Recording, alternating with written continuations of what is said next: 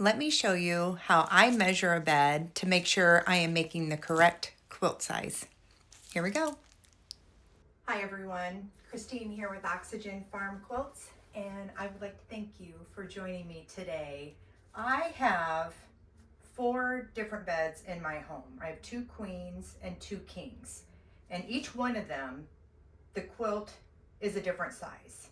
Well, not all of them have quilts yet, but one of them I am making a quilt for, and I thought this would be a perfect opportunity to talk about how to measure your bed, or if you are making a quilt for somebody, how they would measure their bed. I'll show you using a Swiss tape, a yardstick, or just a regular tape measure. If you do a search for a queen size quilt top, you will find loads of different measurements. And that is because every bed is different. There are several factors to keep in mind. The first thing is, how is that bed going to be made, right? So this one here has a couple pillows under here and it has a pillow tuck. The other thing to consider is mattress size depth. So some beds have a box spring and a mattress. Some have just a mattress like this one. Some have a mattress that is like a double pillow top, and that's just mattresses. So this is a king size bed. This bed has a frame right here. So one of the things I think about when I'm making a bed is, do I want to cover up that frame or do I want a little bit of it to show? So typically what I do is I like to go about midway on that frame, and I hold it there. And this bed also has a duvet on it, so that is also something that I keep on the bed when I'm doing my measurements. Now with all measurements, they're all going to be a little bit different. You know, you got to think about shrinkage when your quilt top is quilted, you know, all those factors. This is just an idea of how to get an approximate because they're all different. I'm trying not to put my backside to you. So, and I'm keeping it pretty loose because I would rather have a quilt be too big than not big enough, especially factoring in when people are in the bed. You want to make sure that, you know, no one's losing their covers.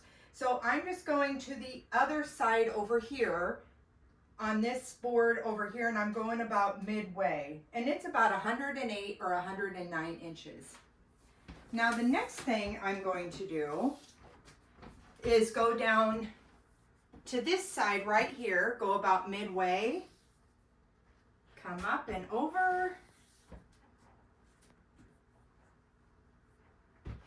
and then on this bed and this headboard we have 2 pillows that go up and over. And I like to do a pillow tuck on this bed. So I'm going up here, I'm going in as if the tape measure is doing a pillow tuck,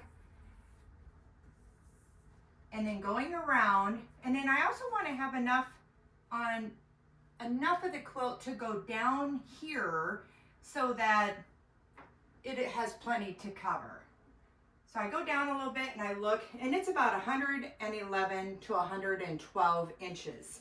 Another factor to consider, especially for platform style bed frames that have just a single mattress and how they make their bed, is if they are going to tuck the quilt in on the bottom and the sides. That's definitely going to add some measurement to your final quilt top size. So that is another factor that you may want to ask them on how they make their bed. If you are using a yardstick or a tape measure, just do that same kind of thing, but you'll go like that and then turn it, and then you'll just have to keep these measurements in your mind or write them down on a piece of paper and just go across like that,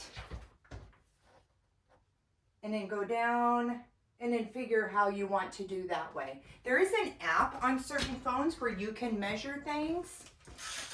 So I'm just trying to be thorough here and show you what you can do. Okay, so with the tape measure, I'm going there. Now, a tape measure, you can typically bend it Okay, and then you can just keep it like that. Go on over, bend it, and go down. It's coming in at about 108. Okay, this bed here is me and Joe's quilt, and this is a Wonky Trees Christmas quilt that I made. And so you can see that our bed is a sleigh bed. So I don't need as long down here, but I actually make it longer because Joe is very tall. And so I don't want his feet to have to pop out. So that's another factor, I guess, that you got to think about is the height of the person that's going to be under the quilt. Another thing to consider is if one or both people are side sleepers, then you may want to make that quilt a little bit wider. That way there's no fighting over covers and no one gets a cold back. So again with this one, I have a side rail here, and this one I wanted it to just touch the side rail, but I did want it to cover the mattress.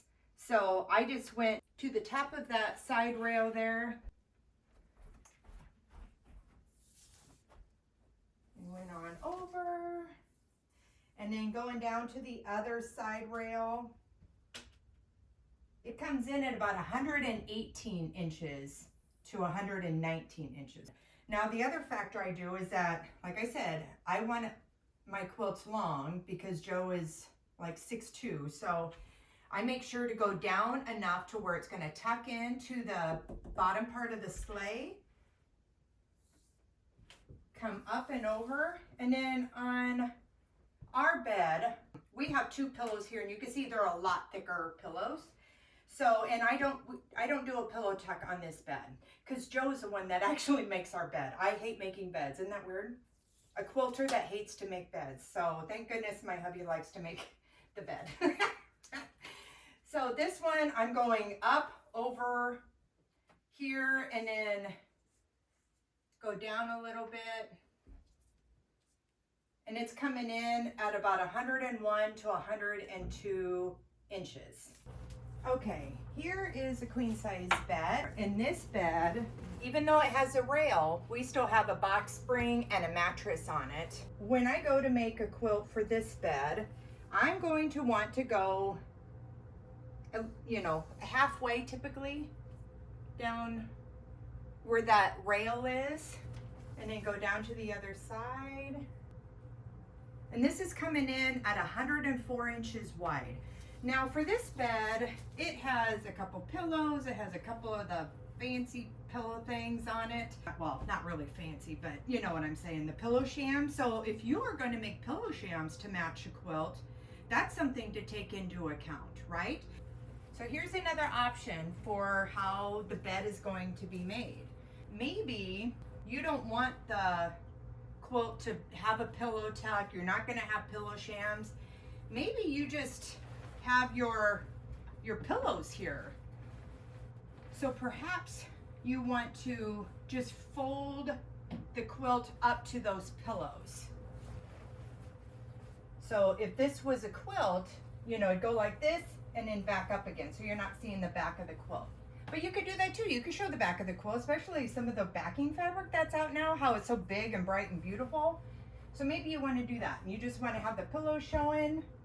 Or I know sometimes I've been in hotel rooms where they have them, you know, up like that, and they make them look all fancy. Like I said, the first thing to think about is how that bed is going to be made. I want to make sure that I am covering the mattress here. So I have to go down quite a ways because this is open, whereas on my bed upstairs on the sleigh bed, it was solid, so I didn't have to worry about the mattress showing, but this one it shows. All right, so I'm going down there, coming up and over. I'm going to simulate a pillow tuck and then go down. It's coming in at about 112 to 113 inches. Okay, this is the fourth bed in my home. And as you can see, this bed goes really old school where I still have a dust ruffle on this one.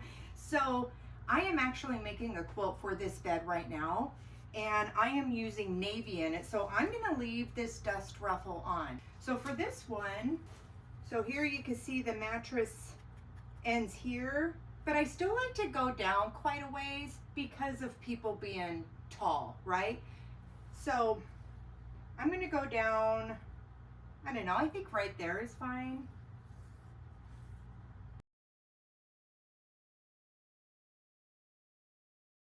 Let's see, I'll probably just have maybe one pillow on it. And again, I'm doing a pillow tuck. So I'm gonna go in, simulate that pillow tuck, and go up and around. It's coming in at about 111 inches long. And to measure width, I'm going about midway, and that's coming in at about 99 to 100 inches. Sometimes with quilts, you can make them a square or a rectangle. That's something to think about. So if you make a square quilt and it's not like a certain direction, you know, to where it has to be on the bed a certain way in order to see the quilt pattern. If it's a square, then it can be turned a lot, which will help for wear and use, right? If it's a rectangle quilt, it's either top and bottom or you flip it around, top and bottom.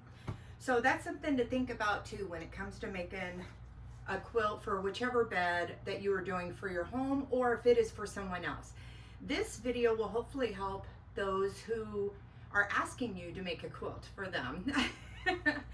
And you know, you could give them these instructions to be like, this is how you would measure. Make sure you know how you want the bed to be made. You know, is it going to have a box spring or not? Does it have a frame around it? Are you going to make pillow shams or not for it? You know, all of those different factors. So I hope this has helped you, and I thank you for joining me today. You have a great day.